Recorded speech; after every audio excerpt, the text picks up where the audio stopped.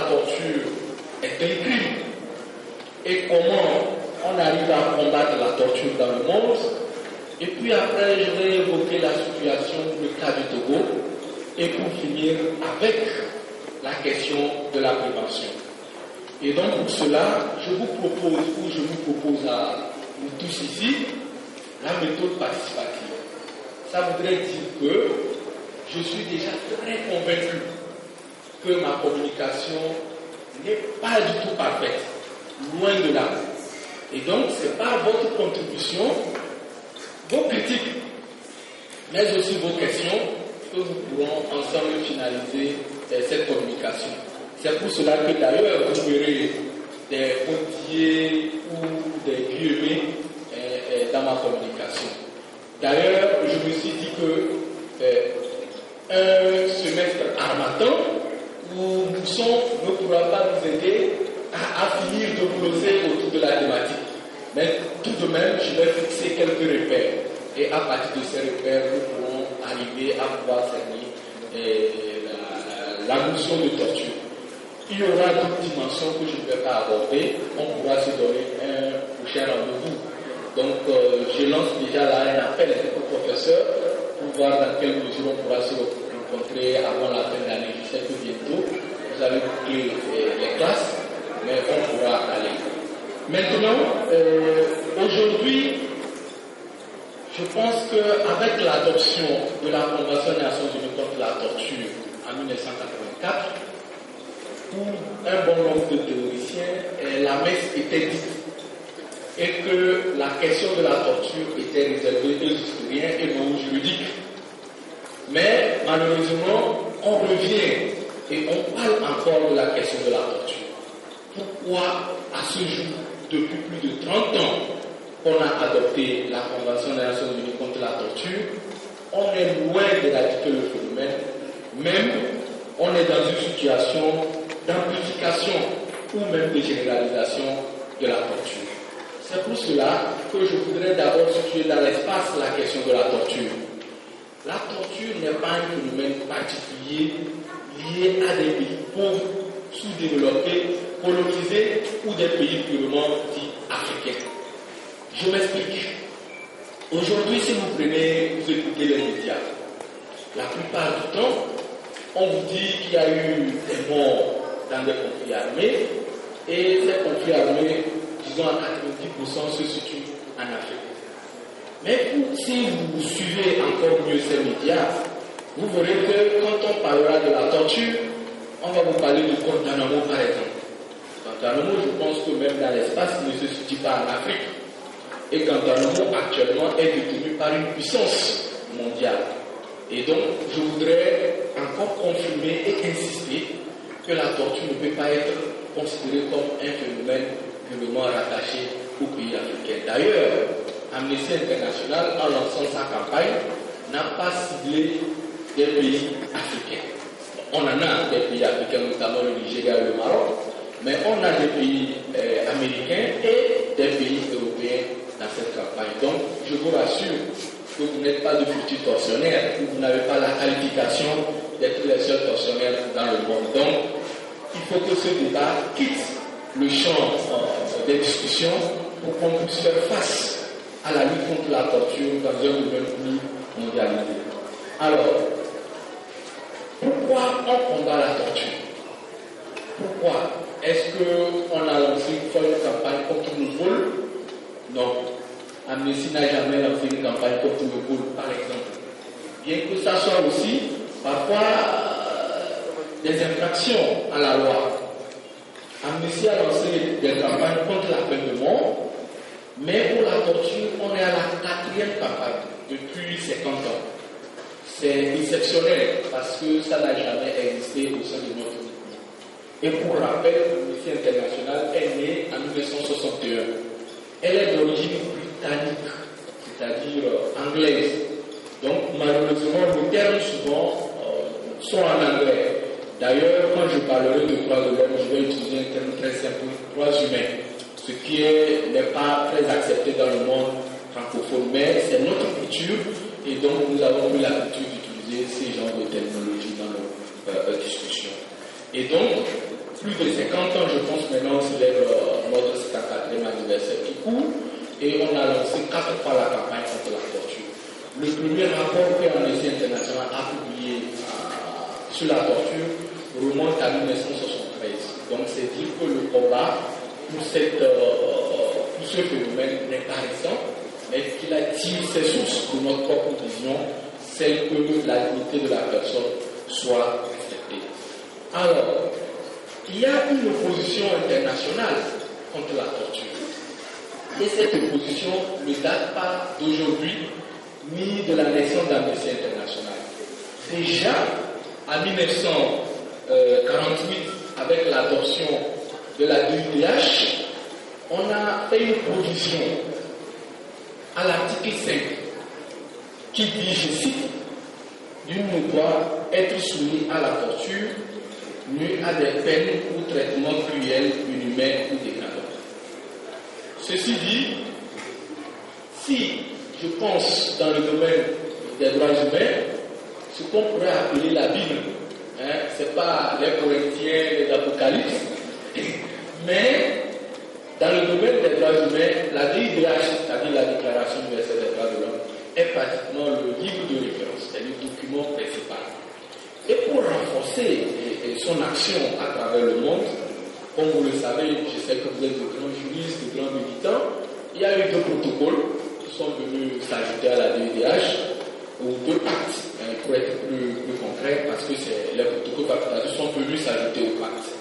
Le premier pacte est le pacte international sur les droits civils et politiques, qui aussi reprend intégralement la question de la torture à son article 7 et revient encore aussi à l'article 14 pour dire encore une fois que la protection de l'intégrité physique de la personne humaine est pratiquement sacrée et qu'aucun État ne doit tolérer, accepter de pouvoir avoir dans son système ou dans son arsenal de protection des droits humains des tortionnaires. Et donc on lance déjà l'idée de la lutte contre l'impunité. Je pourrais aussi aller au niveau régional parce que l'Afrique aussi a ses outils de protection des droits humains, notamment la Charte africaine des droits de l'homme et des peuples, qui pratiquement comme la DIDH prend en compte la question de la torture à l'article 5. Et plus loin, dans la Convention américaine relative aux droits de l'homme, l'article 5 aussi, comme si chacun voulait montrer l'importance de la DIDH, laisse l'article 5 à la question de la torture.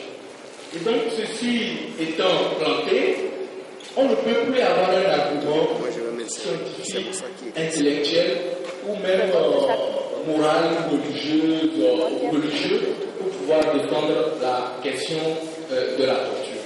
Vous me direz alors, et les terroristes, et les personnes, les individus qui posent des bombes dans des endroits.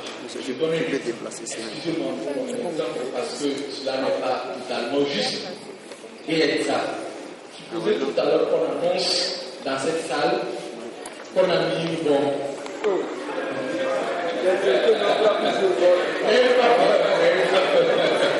Le professeur dit qu'il sera le premier à fuir. Je vous dis que moi, je suis le premier à sauter. Mais malheureusement, la nouvelle n'est pas aussi intéressante. Non seulement il y a la bombe, mais tout est cadenassé. Il n'est plus possible de pouvoir sortir. C'est un exemple banal que je prends comme ça. Et s'il vous plaît, la bombe n'est pas là. On peut se calmer. Pardon. La bombe n'est pas là. Et l'autre est là. On vous annonce qu'on vient d'arrêter un suspect qui rôdait autour du restaurant universitaire et que le suspect ne veut pas donner le code de la bombe. Il refuse de donner le code de la bombe pour qu'on puisse la désamorcer. J'ai entendu des gens à droite torturer le... Donc vous justifiez la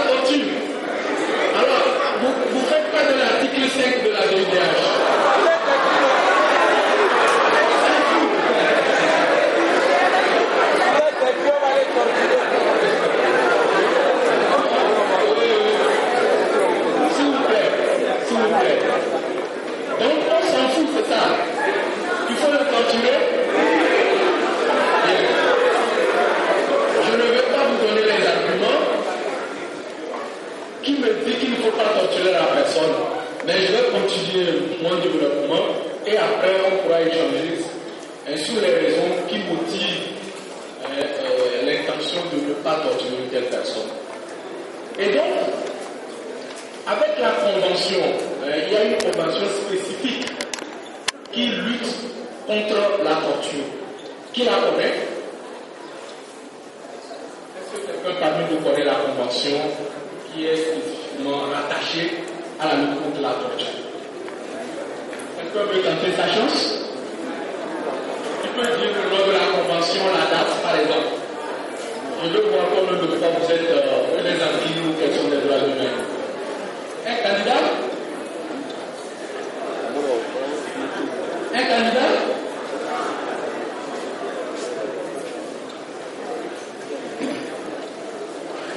C'est la convention du 10 décembre 1984, relative à la convention contre la torture et autres faits de traitement. Mais, graduellement. Est-ce que vous pouvez continuer, hein? Si vous connaissez une convention, je pense que les gens ne posent plus. Et vous savez qu'une convention est contraignante si vous allez ratifier la convention. Et donc, comme on est dans l'amphithéâtre sur un territoire de l'État togolais, et je vous apprends que le Togo a ratifié cette convention en 1900.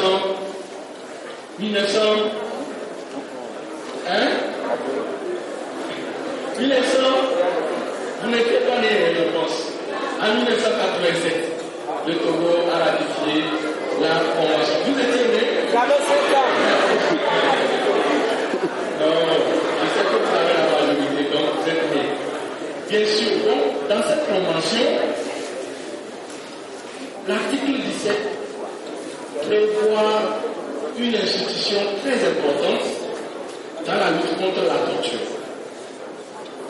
Cette institution s'appelle le Comité contre la torture. Ce comité, contrairement à la Commission ou au Conseil des droits de l'homme, est composé uniquement que d'experts.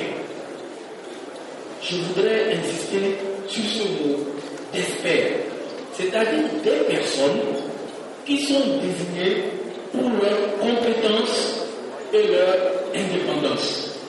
Ce qui est différent des autres organes, comme le Conseil des droits de l'homme, qui est purement composé des délégués provenant des États. Et donc, dans ces conditions, un comité d'experts et un comité, disons, politique, je pense que les décisions, les méthodes de travail ne sont pas les mêmes. Vous voyez, devant le Conseil des droits de l'homme, quand un État va présenter son rapport, ce sont les délégués des États qui posent des questions ou qui critiquent ou félicitent l'État. Par exemple, si le Bénin, par exemple, est au Conseil des droits de l'homme et le Togo présente son rapport, est-ce que vous êtes sûr que le Bénin va prendre des positions radicales contre le Togo?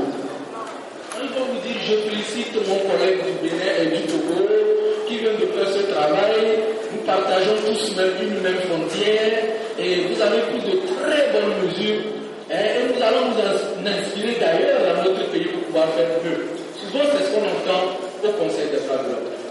Alors que devant le comité contre la torture, ce sont des experts, ça pourrait être, je le souhaite, peut-être un jour, votre professeur, qui soit membre de ce comité.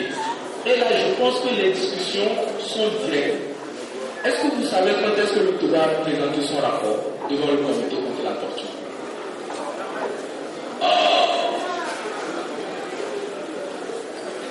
Je ne pense pas que vous suivez seulement Canal FM TVT. Qu'est-ce que vous suivez? C'est RFI. Non, RFI ne dit pas tout. TVT. Le TVT a fait écho de la présentation du rapport du Togo devant le comité. Et je pense que si vous avez bien suivi les débats pour moi ont été d'une grande qualité comparativement à la présentation du rapport de l'EPU, c'est-à-dire de l'examen de l'opportunité. Vous avez vu que les experts ont été tenaces, ils ont été capables de prendre en compte certaines recommandations et ont pu y avoir un échange de grande qualité avec la délégation togolaise.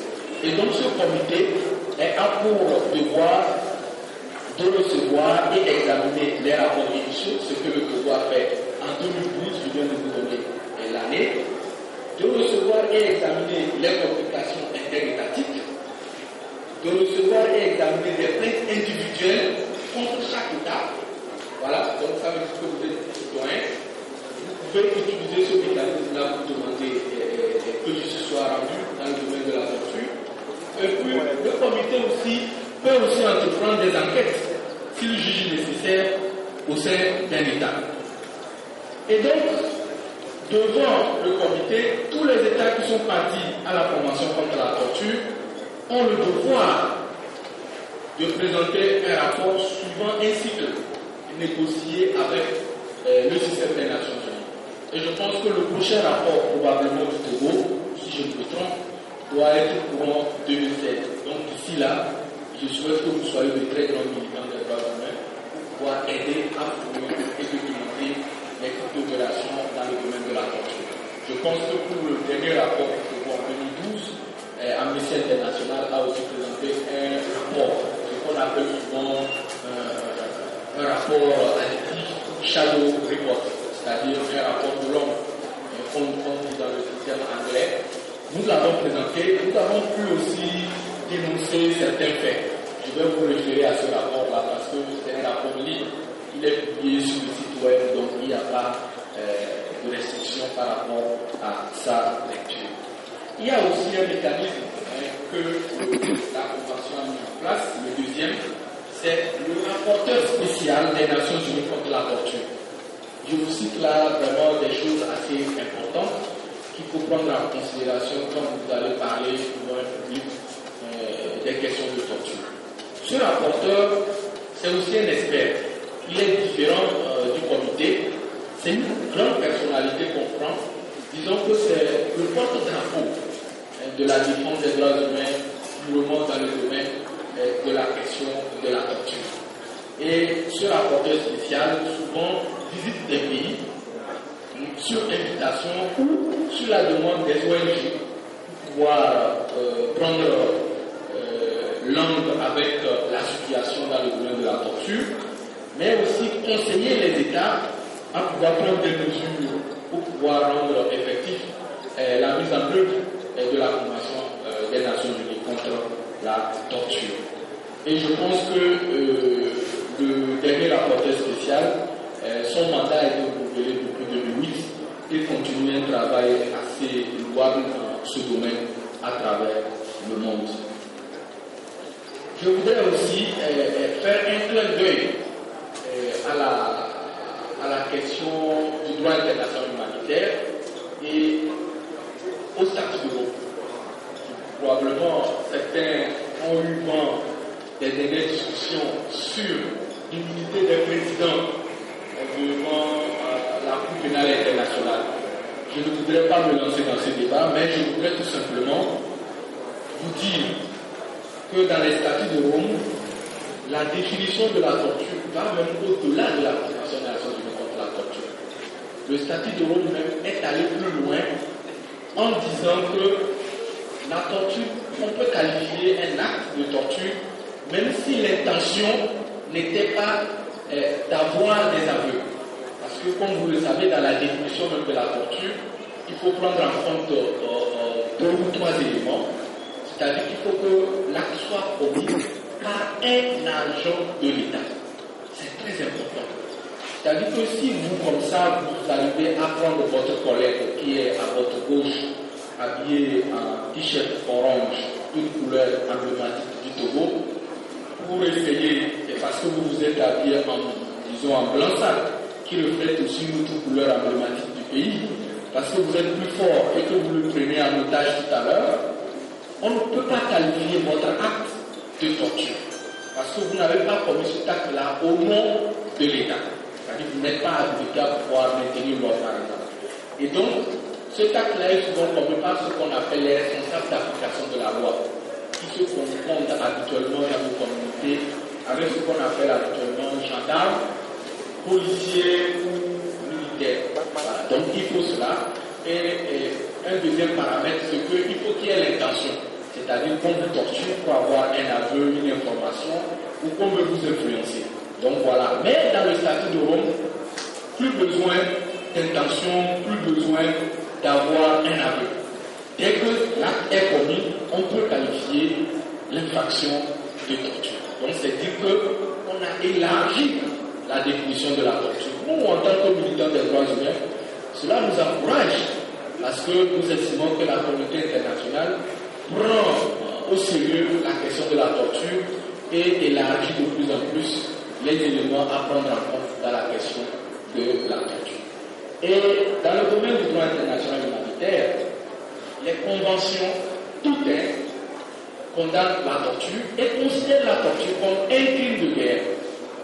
Et je pense que l'article 3 qui est commun à toutes les conventions de Genève précise cela pour aussi les déplacés internes. Donc, pour nous, il n'y a plus de débat sur la question de la qualification ou du combat contre la torture.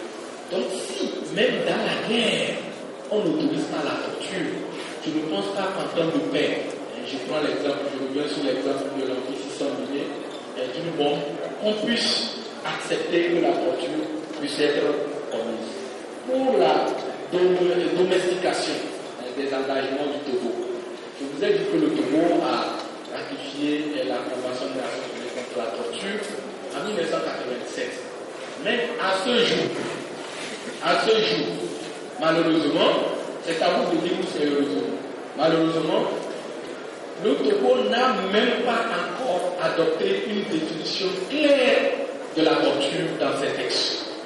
C'est-à-dire qu'il n'y a pas de provision au plan légal disant ce qu'on pourrait qualifier de torture quand on le constate au sein du système pénal juridique.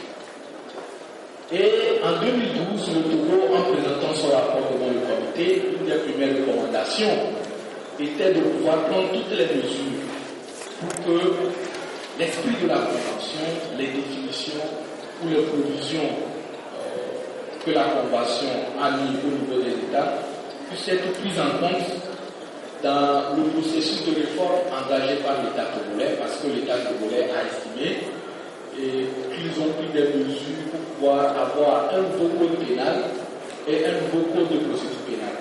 Mais je vous dis qu'à l'heure où je rentre, le Togo n'a pas ce nouveau code. Ça voudrait dire que si tout à l'heure vous êtes victime d'un acte de torture, le magistrat ne peut pas, s'il s'appuie uniquement sur les lois togolaises, ne peut pas punir le tortionnaire.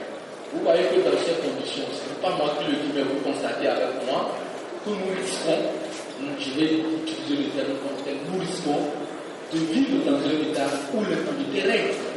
Parce que si on n'arrive pas à punir les personnes qui commettent des actes de torture, ça voudrait dire qu'il y aura beaucoup plus de candidats pour les actes de torture. Ce qui, pour nous, ne peut pas permettre de garantir le respect de la dignité de la personne. Mais cela n'a pas découragé certaines victimes du Togo. Ce n'est pas moi qui vais vous dire que la torture existe au Togo. Parce que le Togo, en présentant même le rapport devant le comité, a estimé qu'effectivement, il y a eu des choses qui n'ont pas tourné bien dans le pays. Et donc, ce n'est pas à moi de vous le révéler, il y a eu des victimes des actes de torture qui ont demandé justice au niveau de la Cour de justice de la CEDEAO, et l'arrêt a été clair, demandant à l'État togolais de prendre des mesures pour pouvoir indemniser ou réparer le tort qui a été commis sur ces personnes qui ont été victimes de torture. Donc pour nous, cela ne nous réjouit pas parce que le Togo a été condamné, non, pas du tout. Ce n'est pas notre objectif que l'État soit condamné. D'ailleurs, notre objectif est qu'il n'y ait pas ce genre de situation. Mais ce qui nous a plu dans la situation, c'est que nous constatons que les citoyens de plus en plus veulent que justice soit rendue. Ce qui est très bien, ça nous diminue le travail. Parce que si vous, en tant que citoyen, vous êtes capable de pouvoir demander justice au niveau des États, cela ne peut que renforcer ou démontrer l'impact du travail des associations des droits de l'homme, parce que notre objectif est que les citoyens puissent avoir toutes les capacités nécessaires pour pouvoir aller demander justice auprès des États. Et donc, la torture étant un phénomène à combattre, pour moi, c'est comme une maladie. Et la maladie, je crois que la meilleure des choses à faire, c'est de prévenir que de guérir. Et je crois que ceux qui ont travaillé sur la torture avant nous, déjà dans les années 1980, ont bien répondu à cet appel pour faire une provision. Ils sont même allés avoir un protocole facultatif qui institue un sous-comité arrimé au comité contre la torture. Donc je viens encore de vous donner un troisième point très important. Un sous-comité arrimé au comité contre la torture.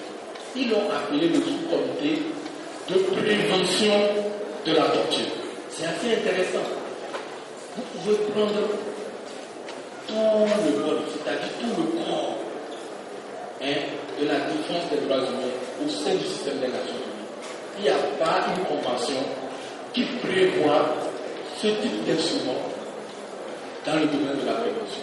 Bon, peut-être au niveau de l'OMS, parce que c'est le travail sur les maladies. Mais dans le domaine des droits humains, c'est assez rare de trouver un comité spécialement dédié à la question de la prévention. Et donc, dans ce sens-là, ce protocole, à l'article 2, invite les États qui ont effectivement ratifié le protocole. Je pense que le Togo a ratifié le protocole en 2008. Une fois encore, le Togo part à tous les engagements, mais il reste maintenant la matière, le concret.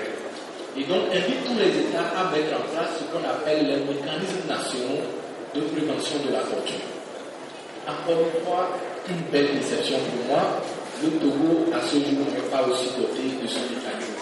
Mais ils ont commencé, ils ont déjà élaboré un texte qui pense arrimer ce mécanisme de prévention de la torture à la Commission nationale des droits de l'homme.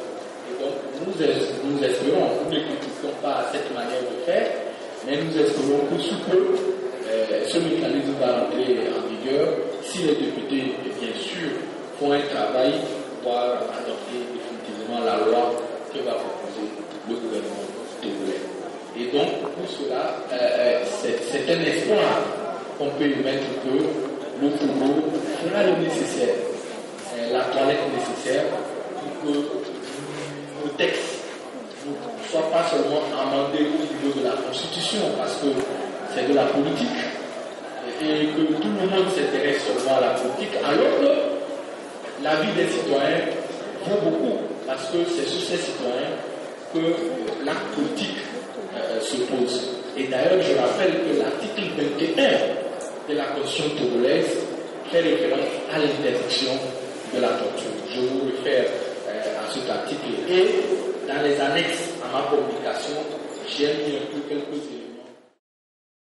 L'Amnesty international utilise pour aller à l'encontre de l'État qui use de la torture. Étant donné que le Togo, par exemple, n'a pas encore le nouveau code qui permet de punir ou de sanctionner les pensionnaires, sur quelle base Amnesty se compte pour aller à... Quand vous vous mettez dans cette lutte, vous n'êtes pas tellement indépendant, vous êtes poursuivi par les États, vous êtes assassiné.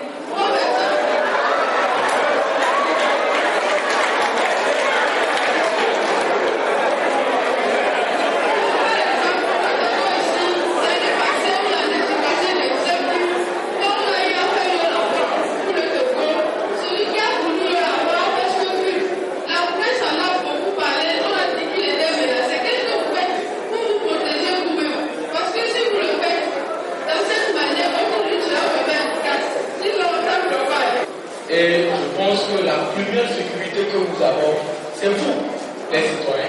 Je vais m'exprimer comme ça. Je ne vais pas aller vous citer une convention, un article, parce qu'il y a de la provision quand même qui nous protège. Mais je vous dis que c'est d'abord vous, les citoyens. Si vous n'êtes pas complice de l'action, de pression, de harcèlement contre les défenseurs des droits humains, tout ce que les dirigeants vont entreprendre pourra aboutir. Jamais. Vous voyez, pour mettre la pression sur les défenseurs des droits humains, on ne va pas loin. On utilise d'abord son propre entourage. Je vous dis que ce qui se passe habituellement, ce n'est pas parfois l'acte physique qu'on pose sur les défenseurs des droits humains, mais on agit sur vous J'ai vu des gens qui ont perdu par exemple leurs femmes. Par exemple, on les a arraché leurs femmes, tout simplement pour les faire taire, préparer en tant que futurs praticiens du droit et pourquoi pas militants des droits humains à pouvoir engager la lutte définitivement contre la torture, parce que pour moi, il y a une raison de se lever contre la torture. Je vous remercie.